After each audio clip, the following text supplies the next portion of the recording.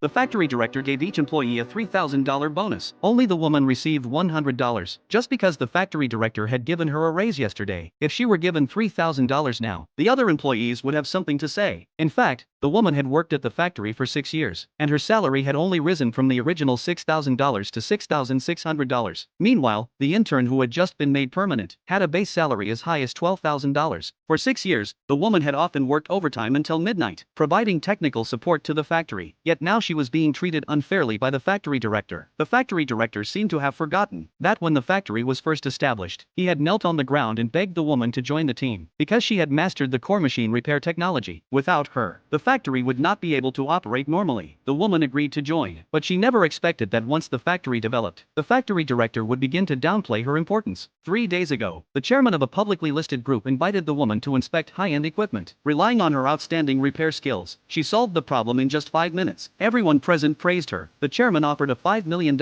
annual salary and invited the woman to join the group because of her ties to the factory director. The woman tactfully declined the offer. The chairman felt deeply regretful and said the group would always welcome her. Unexpectedly, when the factory paid wages 3 days later, the woman received a salary deposit notification and discovered that in 6 years her salary had only increased by $600. At first, she thought the factory was not doing well, but after asking around, she learned that only her salary was the lowest. Even the intern's base salary was $12,000. She was instantly disappointed. Then, she handed her resignation letter to the HR manager. The manager explained the reason for her low salary. She was 28 years old and was about to get married and have children. Marriage leave, maternity leave, and nursing leave would all add up to at least half a year. Moreover, after getting married and having children, her mental and physical capacity would decline. Considering cost reduction, the factory